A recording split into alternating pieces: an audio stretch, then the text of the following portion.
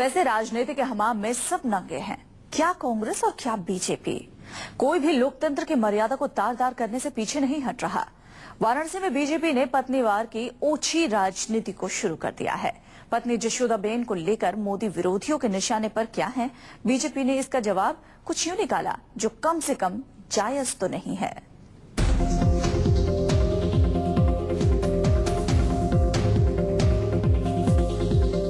Poster के बहाने राजनीतिक विरोधियों को सबक सिखाने की तैयारी। बीजेपी ने विरोधियों पर हमले के लिए शुरू किया पोस्टर वॉर। लेकिन सवाल ये कि मर्यादा की दुहाई देने वाली बीजेपी चुनावी पोस्टर में विरोधियों की पत्नी का जिक्र कर आखिर क्या संदेश देना चाहती है।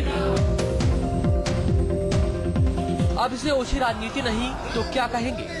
पोस्टर में विरोधी पार्टी के नेताओं की पत्नियों का महज जिक्र ही नहीं है, इन पोस्टरों में बाकायदा उनकी तस्वीरें चस्पा कर बीजेपी अब खुद सवालों में है। बीजेपी के विरोधियों पर हमले का तरीका इतना ओछा है कि हम आपको ये पोस्टर टीवी स्क्रीन पर दिखा भी नहीं सकते।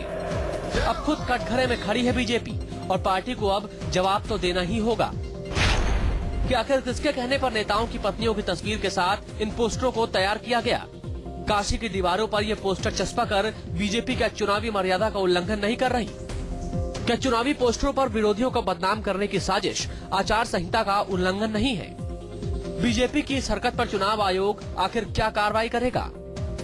ये पोस्टर महज विरोधियों पर निशाना लगाने के लिए बीजेपी की कोशिश भर नहीं है, ये पार्टी की सोच और चुनावी राजनीति के गिरते स्तर का प्रतीक भी है। दरअसल बीजेपी के पीएम उम्मीदवार नरेंद्र मोदी की शादी को लेकर विरोधियों के हमले झेल रही बीजेपी ने काट के तौर पर ये पोस्टर वॉर छेड़ा है। नामांकन के दौरान हलफनामे में मोदी ने लगन साथी कॉलम में जशोदाबेन का नाम भरा तो विरोधियों को मौका मिल गया बीजेपी के पीएम कैंडिडेट पर सवाल उठाने का। लेकिन विरोधियों के हमले का जवाब देने के लिए अब बीजेपी की ओर से एक विवादास्पद पोस्टर जारी किया गया है और राजनीति की इस जंग में अब पत्नियों को घसीटा जा रहा है।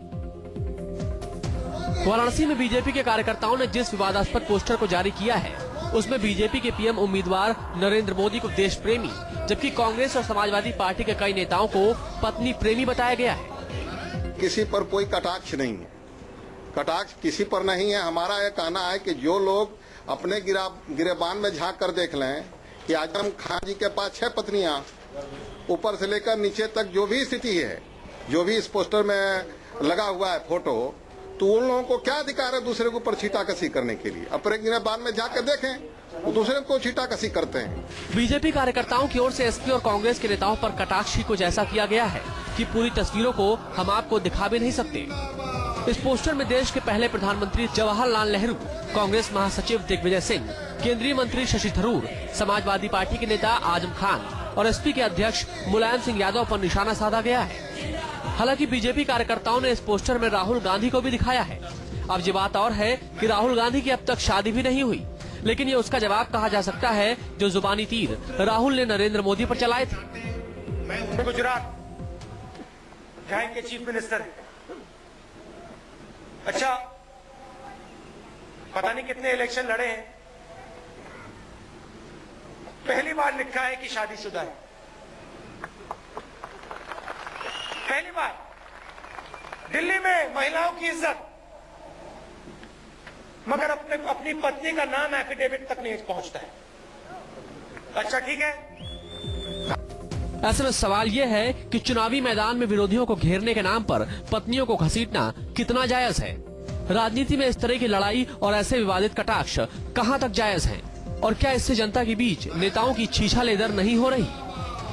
पीयूष आचार्य, वाराणसी, न्यूज़ 24।